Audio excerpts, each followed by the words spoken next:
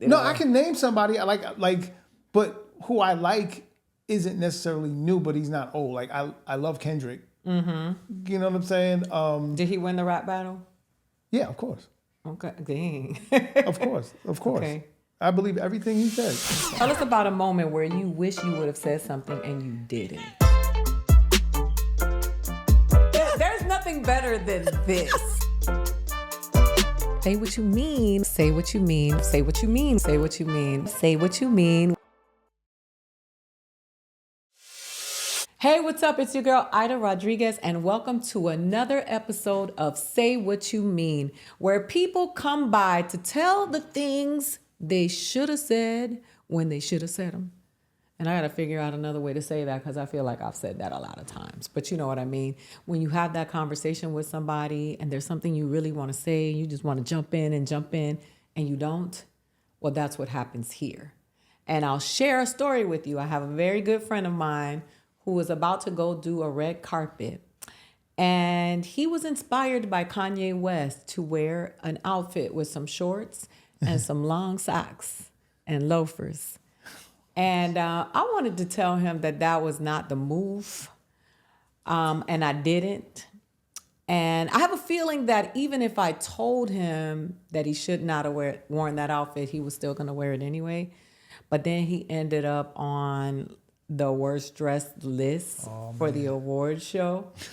And I felt kind of bad because I felt like I should have not only told him not to wear the outfit, but I should have hid it. Now that I got that off my chest, let's get going. Joining me today is one of my favorites, and you know, like people say that all the time when they get around people, but hip hop used to be prolific. It used to be fun. It used to be all of the things combined in one. I didn't mean to rhyme. But it was actually pretty fun. And I just remember hopping about with my friends on the dance floor, just dancing to the music and having a good time. Who says we cannot have joy? And when I think about him, I think about joy. And I think about polka dots because I used to rock the polka dots a lot. He is a rapper, a producer, a designer, a toy maker, and a songwriter. And not that order. Please welcome to the show, Kwame. Hey. How are you? I'm good. How are you? I'm good. I'm glad to be invited. I get to run my mouth, and so it's all good. Nah, you know what? Running your mouth, it's refreshing to hear people who are rappers. Yeah. Have a conversation where they have a point of view and they have something to say. And not to say that rappers don't now, but it's just they don't get the highlight on them, you know? Yeah, but I also think a lot of artists, especially artists now, you have two types of artists. Mm-hmm. You have an artist that sets out to make a statement. Some artists set out to change the world, whether they end up doing it or not. They think about it. It's a conscious thought. And everything they do is designed for that. And then there's other artists, which are the majority, that just, we here for the money. Don't ask me no hard questions. And I'm not going to give you no hard answers. And that's that. So you got to weed through them. You don't know who you're going to get sometimes. So you've been interviewing for a long time because you've been around, you were an amazing artist that chart topping and doing all the things. Do you remember some hard questions that you were asked as an artist? No question is a hard question for me. I will answer any question. I've never had a difficult interview. No. Never. Even now I'm thinking about it, never. Like maybe a difficult interview was with Wendy Williams one time. And it wasn't even difficult. That tracks. Yeah. It wasn't a difficult interview. It wasn't. Because we both had a lot of mutual respect, so she didn't throw any flagrancy at me or anything like that. But I think when she asked a particular question, I had to pause because I knew my mother would get offended at what she asked. And it was for my mother, it was an extremely personal thing. But for me, and for the subject that Wendy was asking about, it was what it was. But my mother's like easily embarrassed, and my mother's the type of and I'm about to probably embarrass her because she'll see this. Whatever I do, she watches. Oh, that's beautiful. But my mother's like, she's the type of person that she'll say something, and she'll say something real flagrant, like super flagrant, like, oh, you stink, or something like that. And then when you call her on it, she gets super defensive and denies everything. How could you say that I said I stunk? How could you say something? You know, she's like that. So it's like, you got to really watch what she said, what you say that may go to her personally. So I that's what I've been aware of. So your mom is really good at gaslighting? Oh, that's what gaslighting is? Yeah, I never understood what how to really define gaslighting. But she's the original gaslighter. She walks around with a lamp, the gas, the lighter, everything, and she did it to me today. She was going in on me, and I'm like, you said that. I have way too many stories that my mother needs to be on this podcast. Things that she shouldn't have said. We gotta book Kwame's mom next. Yo, I'm telling you, she will lie about she will deny everything. Oh man. So you remember those? Would you go as far as to say that you think hip hop's gotten worse? Hip hop has gotten, I don't want to say worse, because worse is relative. Okay. The amount, if it's about being in the business of music and it's about making money and doing things, I think the newer artists are seeing a revenue that an older artist, or maybe an artist from my generation, that if all they did was rap, they're never going to see that revenue. It's just like, it's the difference between Earth and Mars. It's like, it's not the same. And so, is that better? I don't know, because time tells if it's better. But for the now, you see rappers with one record in a $10 million mansion, and I'll sit there like, how the hell? You know what I'm saying? I can't do that math. I don't understand that math. And I think that you should have had your mom go in and negotiate the deal. Oh, trust me, my mother's been my fake manager. Oh, okay. And has blown it. She need to be gaslighting the industry. No, you trust me, my mother. You do not want my mother. My mother will not make the deal. She'll break it. Trust me. No, but it's like. So I think a lot of these newer artists don't really have the understanding, because they go from 0 to 1,000. They don't have I was in the clubs for how many years, or I was in this group and then I did this and then I did that and I spent all night. This kid's just in their bedroom playing on their computer, and they mess around and have a hit. They throw it on YouTube or SoundCloud or something, and next thing you know, they're on the Grammys. It's a different world. So I can't say if it's better or worse. I just hope they can they have a better future, because there's that's what really, like I said, that's what tells what are you going to do with it in your future if after that one record is done, and like, where are you at? If you could name 3 of your favorite newer artists, who would they be? All my new artists aren't rappers that I They don't have to be rappers. Newer within, like in the new generation, like came out in the last, I would say 10 years. a group, it's a collective named Salt. Okay. That I love. An artist out of Canada. She's not really new, but people don't really know about her, named Feist. 3. I got to do 3, right? I don't know. You can give us a rapper though. It's okay. I don't know. You know what I noticed? The older generation of rappers don't ever want to name. No, I can name somebody I like, but who I like isn't necessarily new, but he's not old. Like I love Kendrick. You know what I'm saying? Did he win the rap battle? Yeah, of course. Okay, dang. Of course. Okay. I believe everything he said. Okay. Is Drake black? Of course he is. Why is he not? Just checking. If his dad is black, we got to deal with that one drop rule. And he got at least 50% drops. He's black. Why? No, I heard him being called the colonizer, and I was like, wait a minute now. Well, he technically is. Okay. Maybe this is something I shouldn't say. But he technically is. If you're from another country.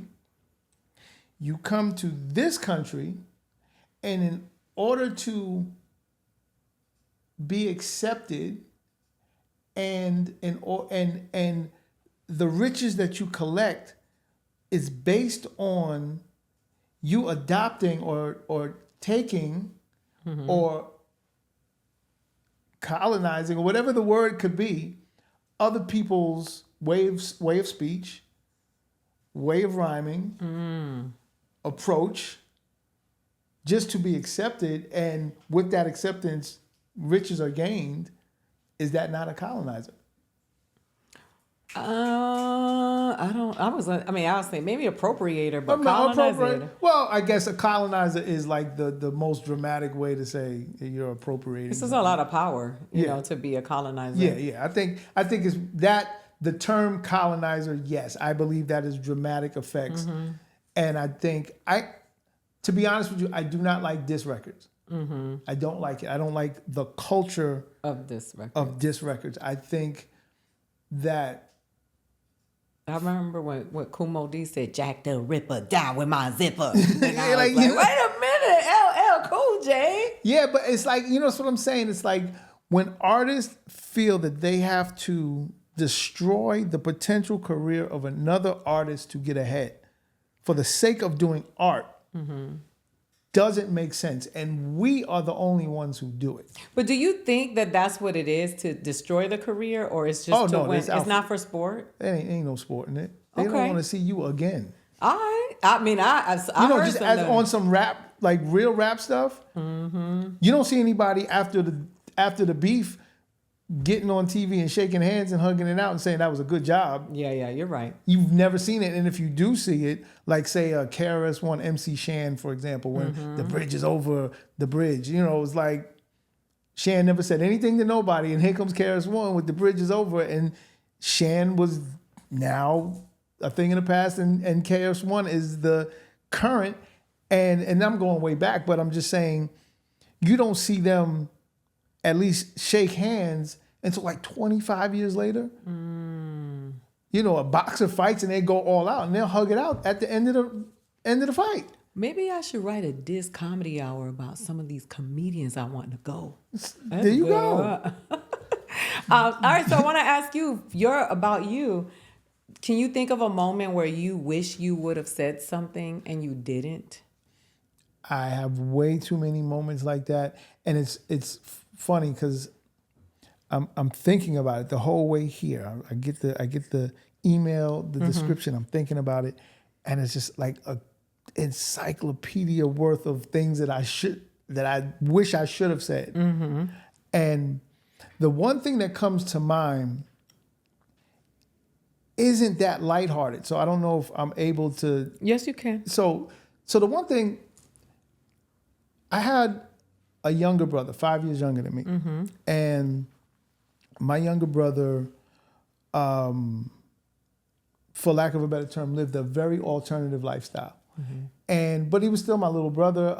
We did everything together. I was Batman, he was Robin, until he decided to be Wonder Woman instead of Robin. And, that was his thing. And we always, he was my dancer. I took him on Soul Train. I took him on Arsenio Hall. He was with me all the time. And he fell ill. And I think I didn't know how to really address it with him. So I would spend times taking him to the hospital or taking him to the doctor, and he'd be in the back of the car, and I'd just be on the phone with a girl. And I'm talking to a girl the whole time, just driving like, yeah. And he's in the back like, come on, you trying to bag, And I'm looking, it's like yesterday, this happened almost 20 years ago. So I'm looking in the rearview mirror, and I'm looking at my brother, and I know he's in distress. And I know that I don't know how to handle it. So the more we drive, the more I'm on the phone. We're in a doctor's office. I'm on, this is two-way time. So I'm on the two-way. And I don't address anything at all. I don't ask, Are you okay? Are you afraid? Or I asked the simple things. What do you need? You want something to eat? No. He would stay with me. And so all the regular things. Do you want to eat? Like I said, that kind of stuff. What time is your doctor's appointment? I didn't even ask what was wrong because it looked on the surface like maybe I didn't care, but I think in reality, but I don't think I know. In reality, I used communication with other people as a cover. And I see that a lot. I see that a lot with a lot of people. You go out, people are, on their phones or, not even go out. You ever go to a family function and everybody's like Thanksgiving, but everybody's looking down, everybody's texting everybody. And I see it differently now. So to circle back to the question, I wish I would have said something because the time that I'm thinking of, he didn't last not even 6 months after that. Oh, I'm sorry to hear that. You know what I'm saying? So that's a heavy thing. And even on his last day, like I'm with him on his last day, not knowing it's his, no, I knew it was his last day. That's the thing. I knew it. I can see it. I can see it as clear as day. He didn't act like it would be, but it was like, yeah, I'll be back on, it was Saturday. I was like, I'll be back on Monday. I just got to go do this thing real quick. And never had the conversations that I know us as, because I'm the type of person that I'm like a Peter Pan type dude. I was like, I like toys, I watch cartoons. I think in terms of how your core self is like between 5 and 12. And that core way of thinking. So I knew how we would converse if I would have just said something. And I knew certain things he probably would want to say to me and I would have understood and vice versa. And I just never did it. And then never got the chance to do it after that. So I think that is probably the quickest thing that could come to my mind. That's the thing that's been beating in my head the most. And you always got to go with your spirit when somebody asks you a certain type of question, especially a question that could be as heavy as what this is. Because it can go lighthearted, it can, either way, but that is that's the thing. Okay. Would you say I love you unconditionally? Would you say I love you? Yeah. I think I love you is the acceptance was I don't have to say that. I don't even think I had to say I love you. Those kind of things I don't have to say. I didn't grow up in a family of people that didn't express how they felt about each other. But I don't think me and my brother, I don't think we were, hey man, I love you too, man. We weren't like that. We didn't have to be like that. Because it was expressed. It just was. Okay. It was, it was. There was no, every action, when we do things together, our actions are out of love. Okay. You can tell when someone loves you just by how they handle you, by how they talk to you, how they walk with you, how they, just regular conversation and never have to say, hey, I love you. I feel it. You know what I'm saying? Yeah. So with my younger brother, I think that was automatic. It's like that. My brother and my father, we're like quiet men, but we understand very deeply. So the conversations I would have had with my brother would be more spiritual. Gotcha. How do you feel? What do you think is going to happen to you? Things like nobody would have that conversation. What do you want me to do once you're gone? Oh, okay. We could have those conversations. So those are the things we didn't have. Yeah. Thank you for sharing that with me. Yeah. That's actually beautiful. I'm sorry to put the weight. No, don't apologize for telling me. That's not. There are no podcast. Stipulations on how the story is supposed to be. It's supposed to be your story, and all of them are not supposed to be jovial. They're supposed to be what they are. Yeah. Actually, when we shot another episode of a good friend, one of the producers on the show's husband, talked about when what he would say to his brother that he lost, and he cried on the podcast. Yeah. And I You think ain't gonna get me to cry. no, I was don't want almost you there. To. Nah, I don't want you. Because I am a sensitive. I'm like, I'll turn into a boy on Jerry Maguire. You be like, oh. No, I just think it's important, especially for men, to be able to express themselves. And I think that by you sharing this story, you are helping a lot of people out there, because I think that within our communities, it's very hard to have these conversations. I would say that time with my brother, that was 2006. Mm-hmm. So I was a different person in 2006. Well, we're different people every time we wake up. But I was a really different person in 2006. And after that, I made it a point to, whenever I'm close to somebody, the first thing I ask them is their expectations. Like, what is your expectation of me? So I know we not close because he's never asked me what my expectations are. So it's good to know where I sit in the world. I can ask you now, though. It's like, what is your expectation of me? What is your expectation of us? And what should I expect from you? So is that a dating question too? Is that everybody? It's an everything question. Okay, so write that down, because I'm going to start using that. But it definitely should be a dating question. Because Absolutely. when people start dating, they just go with the flow, and they feel good. They feel good until they don't. And then they're not dating anymore. Why you got to hit on me like that? I didn't do nothing. Why you got to poke at me like that? Yeah, that's what it is. Because we never ask our expectations of each other. So when someone does something real wild and off center, how could you do that? How could you, like, if I would have known, I would have expected you to do that, because you're honest with yourself and you're honest with me, blah, blah, blah. But, it's easier said than done. Okay. But that, and I don't regret things in life. Those car rides on the phone, I totally regret. Because the people I'm on the phone with are people I never speak to. I will never speak to them again. I don't see them. Some people, I don't even remember their names. And it's just idle chatter to get from Queens to Mount Sinai Hospital in the city, in Manhattan. They were just buffers. Yeah. Now, that's all they were, fillers. Just random, yo, what's up, what you doing? Tell me about those sneakers. And he's in the back, like, this guy. Yeah, I make it a real point. And sometimes I'm still guilty of it. I've been guilty as charged. I'm at my mother's house, and I just find myself just for Christmas, and my mother's talking and doing stuff and cooking, and I'm on Instagram posting. Well, that's because your mom is a gaslighter. No, I'm joking. Yeah, but I'm joking. Oh, no. I set her up now. I just like to see her go. So, I know she's going to do it. I was like, let me just throw this question at her so she could just black out for the next 2 hours.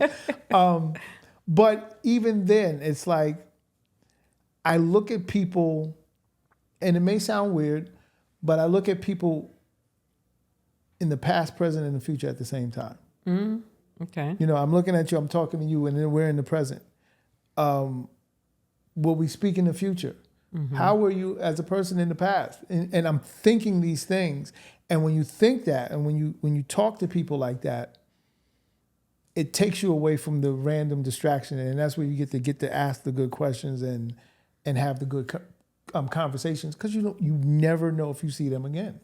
There's no guarantee of seeing somebody again. No guarantee. That's right. And people need to think like that, especially when you get old like me. That's why you gotta say what you mean. Yeah, because you don't know exactly. Exactamundo. So here on the show, we have a segment called "You Should Have Kept That," right? Because there are moments which you did for social media that should have kept that segment. I want to share a story with you. We get people sending us stories via email, social media, or a newsletter, and we got one, and I want to hear your thoughts on it. Okay. So he wrote, I don't know if it's a he or she.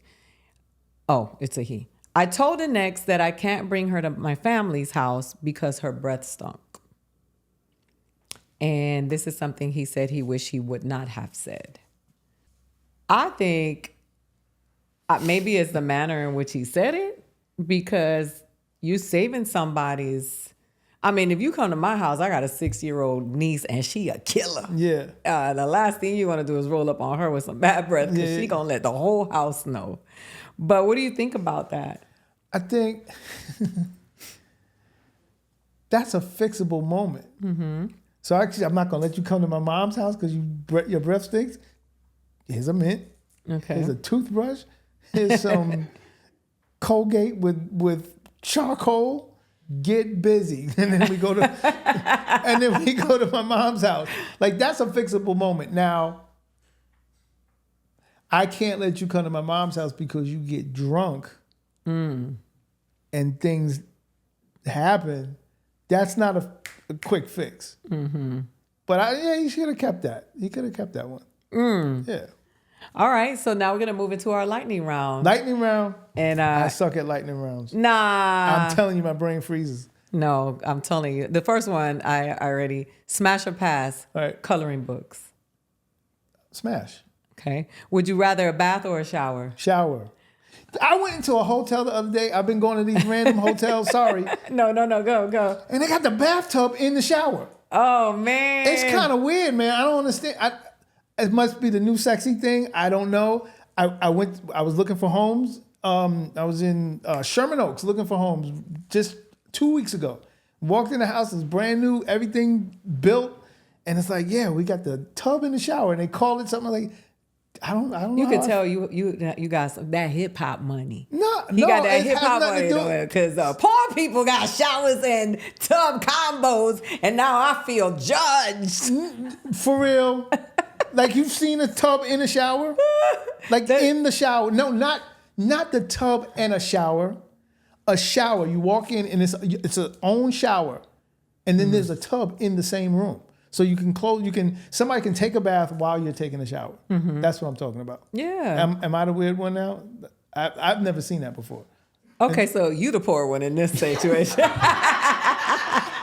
I'm the one. It don't make any sense.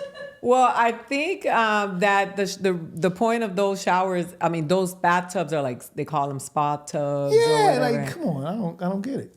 You New Yorker. I don't Wait, where are you from? Queens? I'm from Queens, yeah. I don't get it. I just don't get it. For the last month, I've stayed in so many hotels, and they've been showing up in the hotels I've stayed at. Tubs in the shower. I don't get in those tubs at the hotels. Though. I don't get in any tub at the hotel. Those tubs belong in Netflix documentaries. Yeah, no. All right. Okay, what's your favorite day of the week? Wednesday. Okay, why? Because it's Wednesday. Well, I don't know. I got the majority behind me, and I got something to look forward to. Okay. Fight or flight, a python snake. I'm not fighting a snake. Me either. I am. How do you fight a snake? I don't know, but some people will try. And a snake that can bite you, but will strangle you, and it's. I'm not the biggest person in the world, so that thing is gonna eat me. I'm out. And there's not too many things that I run from. But a python snake? A python snake, well, I'll walk quickly. I'm not going to run. There's like one or two things in the world that I'll run from. What are those? Tiger. Oh, well, you ain't Immediately, I will tell you right now, a tiger. You ever been close to a tiger? Nah, I've seen a tiger. I don't think. No, have you been this close to a tiger? No, I don't want to. I don't think running will help. I'm a fight and run, but okay. I know I'm not going to win. But if anybody's ever been this close, like the tiger's head is like that big. Yeah, they're huge. They're twice as big as a lion. Yeah, they look ferocious. And they don't play. There's no hanging out with a tiger. No. I used to be married, and we went to this thing. To a tiger? No. No. Well, no. So we went to this. Once Siegfried and Roy had that accident, they had this tiger sanctuary in, I think, Caesar's Palace. And you can go in, and all the tigers that they used were in this thing, and you can go right up to them. They were in like jail cages, like you ever like 1940s jails. They just look like, wait, this is what y'all doing? And the white tiger, he was just walking back and forth. He was making all this noise, and then he came up, and then he walked next to my ex, lifted his leg, and just pissed all over her side, whole side.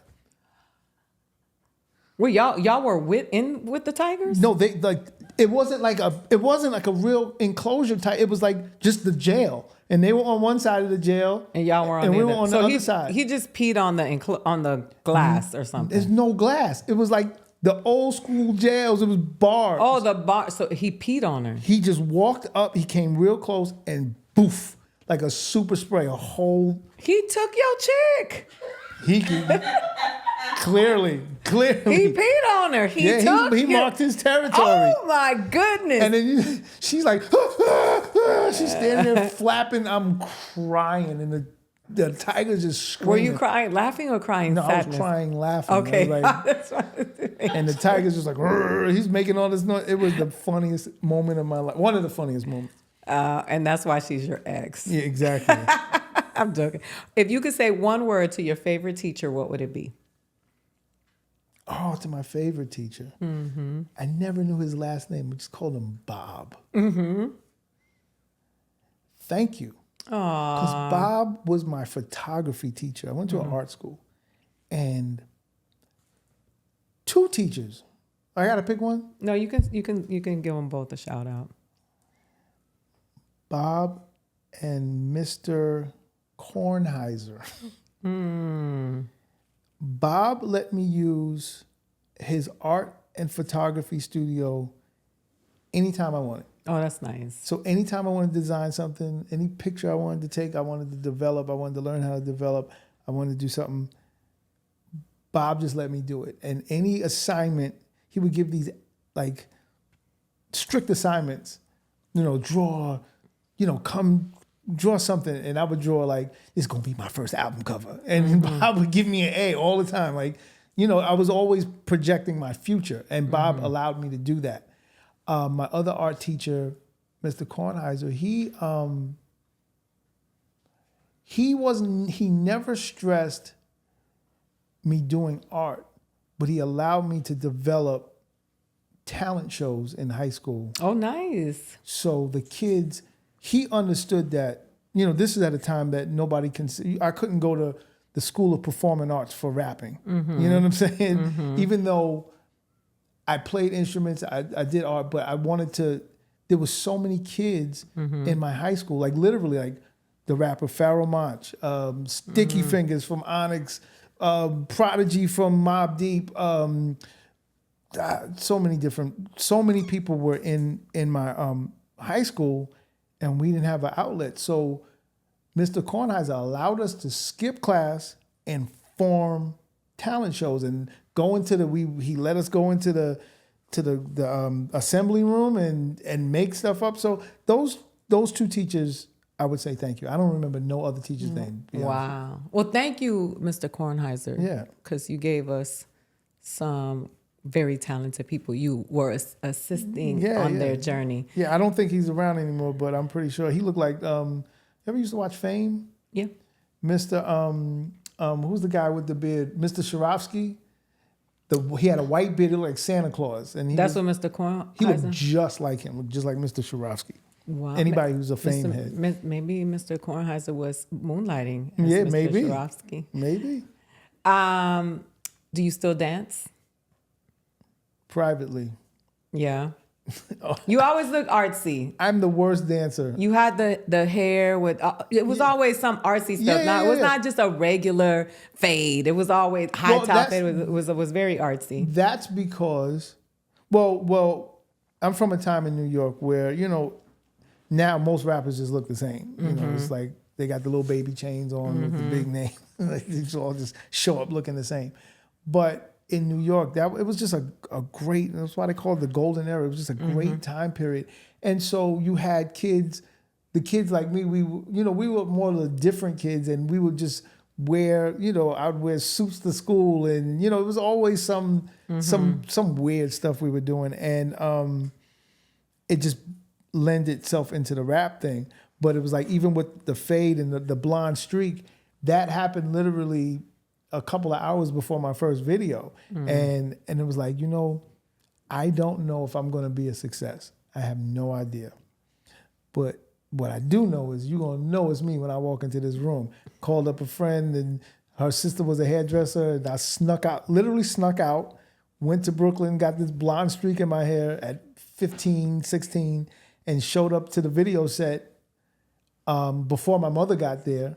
So when my mother walked in, she was like, "What the hell did you do?" It was too late. We were rolling. It was like, this is what I'm looking like now. And it was literally just to make sure that I had some sort of self-awareness, self-recognition. It sounds like your mother's been a part of your villain origin story. Oh, my mother is... She's been there. Hey, let me tell you something. You know how the Joker started? He fell into a vat of chemicals. If I'm the Joker, my mom's pushed me into the vat of chemicals. But I love my mom. Me and, like, this is like an ongoing joke. I always get with my mom. My mother's name is Carol, and I call her Carol, and it gets her so mad. She'll call me up like, "Hello, Carol." You sound like you love your mom. Yeah, no, I love to pieces. Like, and I'm trying to get her to move to LA. She doesn't want to come. So that's the fight. Come to LA, Carol. No, I got some people I want you to gaslight. Yeah, exactly. So let me ask you, how do people find your stuff? You're making toys. Yes. Can people buy your toys? Yes, they can. I bought a toy. But yes, thank you. So what you have is from a company named Super 7, and Super 7 specializes in all great things nostalgic, whether it's Transformers or Voltron or He-Man, and they have like a music section, and they do rock music, they do punk rock, they do hip hop, and all of us. And this is a toy company that I collect all their stuff. So when they reached out to me, it was like, "Hey, we want to do a toy for you." I'm like, "Wait, I get a toy?" And so to me getting my own action figure is probably the biggest thing that could ever happen to me. It's so dope. I love it. I love it more than like if I got nominated for a Grammy or any of that. I like, give me the toy. And so, because you love toys. Yes. And it's just like my little passion, my little hobby, but I turned it into a business. So me and a collection of great people out of Philadelphia, actually. A guy named Corey Hanzo, who's a master sculptor. Another guy named Steve Ford, who's a great marketing person. Or Corey's wife, who's a great marketing person. And me, I just come up with crazy ideas and help design. And we formed a company called LBO, Let's Be Onyx. And the point of LBO is to put toys on the shelves that look like you and I. Oh, nice. And toys on the shelves that give validation to kids like you and I. And then, we'll do other things. Like, for example, we have a deal with Universal Pictures. And the first thing we do is we have this this toy line called Yo Monster. And Yo Monster is based on the Universal monsters, Frankenstein, Dracula, Wolfman, Creature from the Black Lagoon, The Mummy. And these are a next generation of those guys in Transylvania. And they want to do what the kids nowadays do. They leave the homestead and they come to this side of the universe and they do their thing. And some of it is hip hop, some of it is solving mysteries like Scooby-Doo or whatever it is. But it's based in hip hop culture. It's based in that type of vibe. And then our second product is called Rapid Max, the robot. And Rapid Max, for hip hop purists, Rapid Max was the first hip hop comic book and comic book character based in 1986. The comic book came out, anybody who's in the art world or art knows an artist named Keith Haring, and Keith Haring sponsored this comic book. It was written and drawn by an artist named Eric Orr, and the comic itself and the character itself just became iconic. Like, for example, they're opening the Hip Hop Museum in the Bronx, and they just erected a 20-foot statue of Rapid Max. And Rapid Max will stand in front of the Hip Hop Museum, and they'll stand there for 5 years, and then it's in a permanent place in Paris. So this is an iconic thing. It was like, let's make a toy out of it. And so just to educate people on that, because only like graffiti writers and, like real hip hop heads know about Rapid Max. But, the general public doesn't. So we wanted to be the people to bring that forward. So those are some of the things that we're doing. And when they want to find you, they go to, what's the website? You can go, for the toys, you can go to rapidmaxrobot.com, literally, or letsbeonyx.com. But, it's easier, rapidmaxrobot.com. And they're up for pre-order. Some of the other stuff that we have a couple of other things up for pre-order. Things drop in 2025. And I'm just trying to be like Willy Wonka, man. I just want You making it happen. Yeah, I just want to, get a factory. And people can catch you performing if they go to where do they find out? Well, you can find me on Instagram the most at Kwame Vision. And I always post where I'm going to perform and when I'm going to perform. And also, I feel like I'm not good at talking about myself, but I have a label called Make Noise, and on my label, one of the premier artists on my label is the R&B singer-songwriter Vivian Green.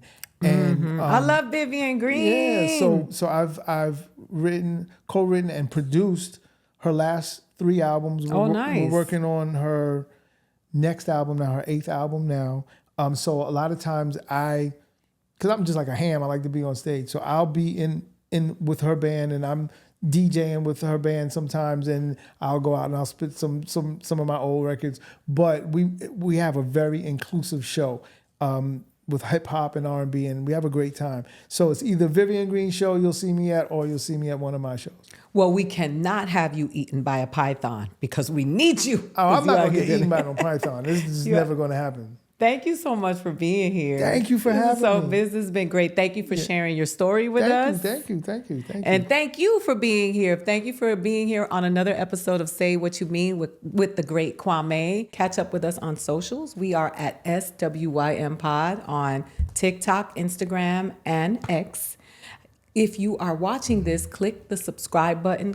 We want to hear from you in the comments section. Tell us your stories about those moments where you wish you would have said something or you should have kept that. If you are listening, download the episode, become a member, do whatever you need to do, and tell a friend, because we want to continue to grow this village. We are so excited to be a part of yours, and we are excited for you to be a part of ours. My name is Aida Rodriuguez. This is Say What You Mean. We are out.